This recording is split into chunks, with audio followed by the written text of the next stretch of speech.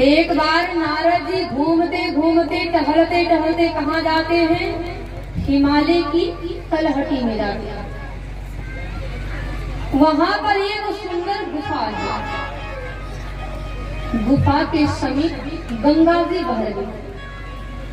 अब रमणी का स्थान है, मनमोहक स्थान है। अब देखिए, जैसे ही नारद जी ने उस स्थान को देखा, अब नारद जी के मन में भगवान के प्रति प्रेम जगा। अब वहां नारद जी ने समाधि लगा ली। अब नारद जी की अखंड समाधि लग गई। और ध्यान दे, दक्ष प्रजापति ने नारद जी को श्राप दिया था। नारद जी 24 मिनट से ज्यादा कहीं नहीं रुके। दक्ष प्रजापति ने श्राप दिया था। लेकिन देखिए, जब नारद जी ने समाधि लगाया तो उनके ऊपर जो समय की बाध्यता थी वो बाध्यता समाप्त हो गई। और मेरी माई कथा यहाँ बहुत बढ़िया सीख दे रही है। सीख क्या दे रही है? अगर आप भगवान का भजन करना चालू करें, अगर हम भगवान से जुड़ जाएं, तो संसार में जितनी बाधाएं हैं, भगवान सारी बाधाएं समाप्त करेंगे, सब बाधा को दूर कर देंगे। नारद जी के ऊपर तो केवल एक समय की बाध्यता थी, वो बाध्यता समाप्त हो गई। अब नारद जी ने समाधि लगाया। अब देखिए, उनके समाधि को देख करके इंद्र भगवान डर गए। कहते हैं कि अगर देवताओं में कोई सबसे ज्यादा डरपोक है तो वो कौन है? देवराज इंद्र। क्योंकि इंद्र को अपने से ज्यादा अपनी कुर्सी से प्रेम है। चाहे कुछ भी हो जाए, हमारी कुर्सी हमसे दूर होने नहीं चाहिए। अब इंद्र सोचते हैं कि नारद इतनी कठिन तपस्या कर रहा है, कहीं भगवान खुश हो, वरदान मांगने को कहने लगे।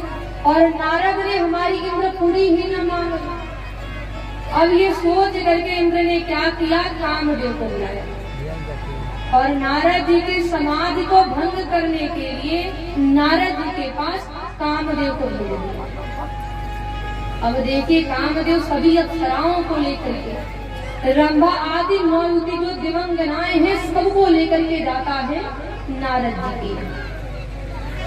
और ध्यान में वहां पर ढोलक बजने लगे, मृदंग बजने लगे, सहनाई बजने लगी, अप्सराएं नृत्य करने लगी, गायन चालू हो गया।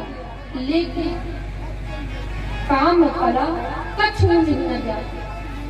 कामदेव का थोड़ा सा भी असर नारद जी के ऊपर नहीं हुआ। विचार करें कि नाचने गाने वाले थक गए, जितने भी बजाने वाले थे सबकी अंगुलियां छिल गई, जो गाने वाले थे उनके कंठ सूख गए, जितने बजने वाले यंत्र थे सारे टूट गए। लेकिन नारद जी के ऊपर असर क्यों नहीं हुआ? कहते हैं कि अगर हृदय में राम है, मेरी मानी, अगर भीतर राम है तो ये जान ले कि बाहर का काम कुछ बिगाड़ नहीं सकता। और यदि भीतर काम है, अगर हमारे अंदर काम है, तो बाहर का मंदिर बचा भी नहीं सकता। अब नारद के हृदय में राम है, जब चल रहा है, तो कामदेव का असर नारद जी के ऊपर नहीं हुआ। तब देखिए, यहाँ पर कामदेव क्या किया? ब्रह्मास्त्र का प्रयोग कर दिया। खूब बड़े बड़े गुलाब के फूल को तोड़ा, खूब बढ़िया हार बनाया और नारद जी के गले में डाल दिया। नारद जी की जय जयकार होने लगी। जय हो नारद जी, जय हो संत शिरोमणि, जय हो जितेंद्रिया।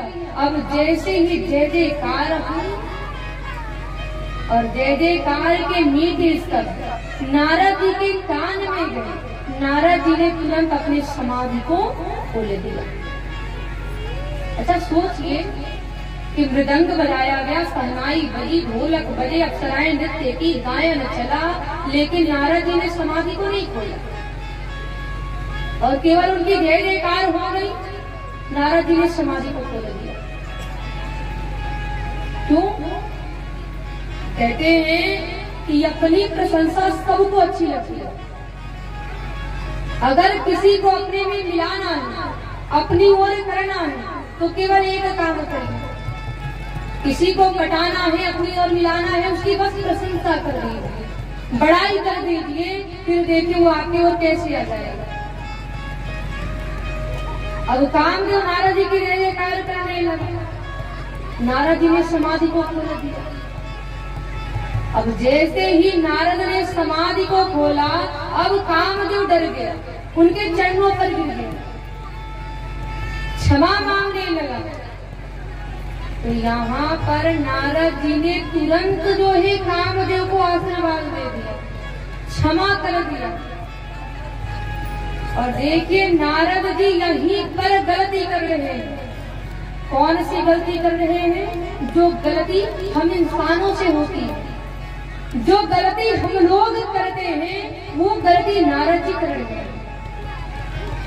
गलती क्या कर रहे हैं? काम को आशीर्वाद दे रहे हैं। काम क्या है? काम दुर्गुण है।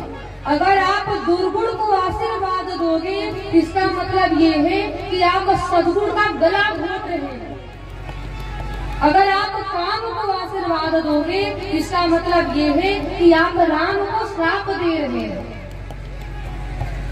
अब यहाँ नारद जी ने काम को आशीर्वाद दे दिया। अब कामदेव लगा नारद जी की बड़ाई करने लगा, अरे नारद जी, हमने कितने बड़े बड़े तपस्वियों के, योगियों के समाधि को खोल दिया, यहाँ तक कि हमने भोले बाबा के भी समाधि को खोल दिया, लेकिन आपके समाधि को हम तस से मस नहीं कर पाए। आप तो सबसे महान हैं, आप तो भोले बाबा से भी बड़े हैं। अब जैसे ही इस बात को कामदेव कहा, अब देखिए नारद जी के मन में अब काम चला गया, अहंकार हो गया। नारद जी सोचते हैं कि सच बात है, शिव जी ने केवल काम को जीता, क्रोध को नहीं जीता, और मैं तो काम क्रोध दोनों को जीत लिया, मैं तो शिव जी से भी बड़ा हो गया। और देखिए यहाँ नारद जी को अहंकार हुआ, तो ईर्ष्या किससे हुई? भोले बाबा से। शिव जी कौन है? नारद जी के गुरु हैं। और जिस शिष्य को अपने गुरु से ईर्ष्या हो जाए, ये जान ले उस शिष्य का सर्वनाश होने से कोई रोक नहीं सकता, क्योंकि गुरु की कृपा से ही हम आगे बढ़ते हैं।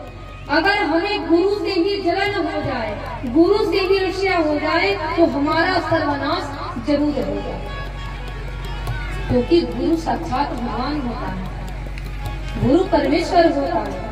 गुरु का मतलब है जो हमारे भीतर से ज्ञान के अंधकार को दूर करे और हमारे भीतर ज्ञान का प्रकाश भर दे, वही तो गुरु है।